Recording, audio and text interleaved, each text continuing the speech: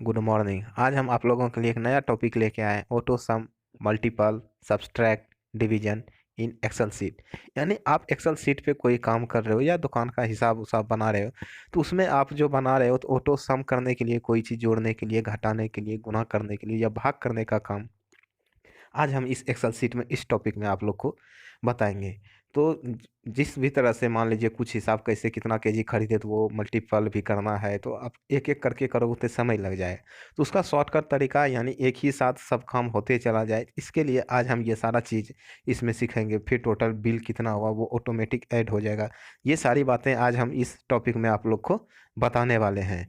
तो आइए चलें शुरुआत करें। सबसे पहले जोड़ का ऑटो सम कैसे करना है। एक्सेल में सम फार्मूला का यूज कैसे किया जाए, यह बहुत ही उपयोगी और सरल फार्मूला है। तो ये जानने से पहले मैं आपको ये बता दूं कि इसमें रो और कॉलम दोनों होता है एक्सेल सीट में। तो कॉलम किसे कहते हैं? जो वर्टिकल होते हैं यानी लंबवत, उसे हम कॉलम कहते हैं। और जो हॉरिजॉन्टल होते हैं उसे हम रो कहते हैं। ये जानना बहुत ज़रूरी होता है कि रो और कॉलम किसे कहते हैं, क्योंकि कोई भी काम एक्सेल में जो होगा, ये जोड़ घटाव गुणा भाग वाला, वो कहाँ होगा? कॉलम में होगा। तो हमें कॉलम पता होना चाहिए और रो पता होना चाहिए कि क्या होता है। तो आप देख लीजिए, एरो से बताया गया है। कॉलम सी को यहाँ पे टिक किया गया, उसे हम कॉलम कहते हैं। और रो यहाँ पे 5 पे एरो का देखिए चिन्ह दिया हुआ है, तो इसे भी बताया जा रहा है कि ये चीज़ रो है और वो कॉलम है। तो आप समझ गए होंगे रो और कॉलम किसे कहते हैं। आइए अब जोड़ का काम करते हैं। सबसे पहले इमेज वन में देखिए कॉलम और रो को दर्शाया गया, आपको जो मैंने दिखाया। इन्हीं से मिलकर सेल सेल बनता है। एमएस एक्सेल में फार्मूला का प्रयोग करने से पहले याद रखिए कि फार्मूला हमेशा सेल के लिए लगाया जाता है। आपको पहले बताइए कि सेल में करना है। उस सेल में लिखी संख्या कोई भी हो सकती है। सेल में आप कुछ भी लिख सकते हो, 10, 20, 25, 30, 40, जो भी आपको मन करे आप लिख सकते हो।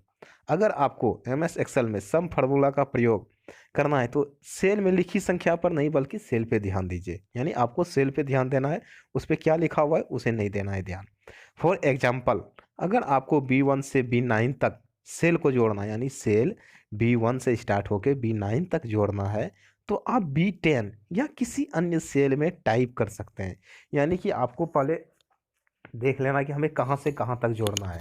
अगर ये बता रहा है कि आपको एक ऑप्शन दिया हुआ है, एक तरह से एग्जांपल के लिए बताया गया है, B1 से लेके B9 तक के सेल को हमें जोड़ना है, तो आप B10 में सेल B10 या अदर सेल में भी आप टाइप कर सकते हैं। लेकिन आप, हो सकता है आपकी मर्जी हो ज़्यादा करने का, B1 से B20 तक, तो आप कर सकते हैं। इसमें कोई प्रॉब्लम नहीं है, आप जितना एक साथ जोड़ सकते हैं, इसमें कोई प्रॉब्लम नहीं होगी। आइए हम छोटा सा एग्जाम्पल करके देखते हैं।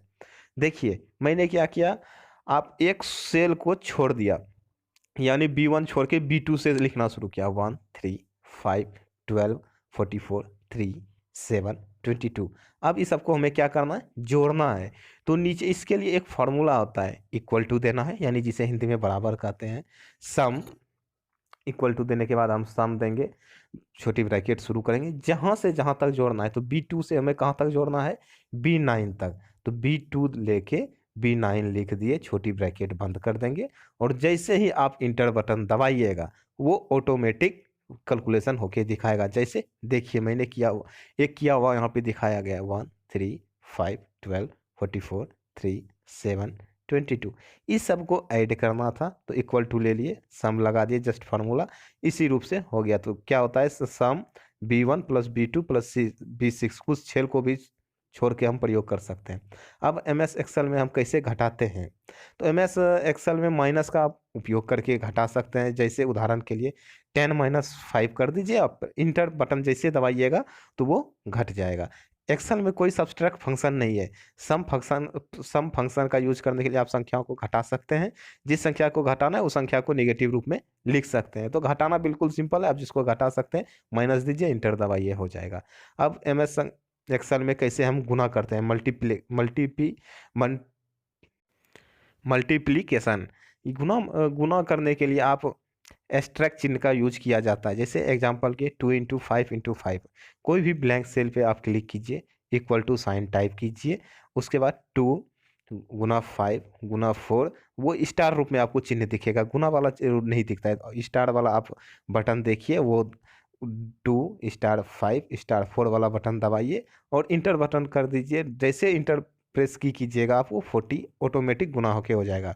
तो सेल रेफरेंस कर दें, तो मल्टीप्लिकेशन कर सकते हैं। उदाहरण 2 × 5 × 4, सेल एड्रेस डाल देना है B2 B3 B5 और सबके साथ वो स्टार वाला चिन्ह लगा दीजिए बीच में, इंटर प्रेस कीजिए, वो ऑटोमेटिक मल्टीप्लाई हो जाएगा। अब आइए MS एक्सेल में कैसे भाग देते हैं। एक्सेल में किसी भी संख्या को भाग देने के लिए फॉरवर्ड स्लैश का आप यूज कर सकते हैं। उदाहरण 5/5, कोई भी ब्लैंक सेल पर क्लिक कीजिए, फिर इक्वल टू साइन टाइप कीजिए और 15/5 इंटर जैसे आप बटन दबाओगे वो ऑटोमेटिक 3 हो जाएगा। तो सेल रेफरेंस कर दें, डिवीजन कर दें। उदाहरण 15/5, सेल एड्रेस में B2 15, B3 में 5 लेना है। किसी भी ब्लैंक सेल पे आप क्लिक बटन जैसे क्लिक किसी भी ब्लैंक पर क्लिक फिट इक्वल टू कर सकते हैं, यानी कि B2/B3 इंटर की जैसे आप कीजिएगा वो ऑटोमेटिक वो क्या हो जाएगा, डिवीजन करके आ जाएगा। आप सेल का नाम देके भी डिवीजन करके कर सकते हैं, या जो संख्या लिखे हैं, जैसे मैंने 15 लिखा था और 5 लिखा था, 15/5 किया तो भी 3 आया। आप सेल को भी नाम डाल सकते हैं, जैसे B2/B3 आप जैसे कीजिएगा उसके बाद आप इंटर की जैसे प्रेस दबाइएगा वो हो जाएगा। तो इस भाग में आज मैंने इतना सीखा, अगले टॉपिक में और कुछ आपको बताया जाएगा। तब तक के लिए इजाज़त दीजिए।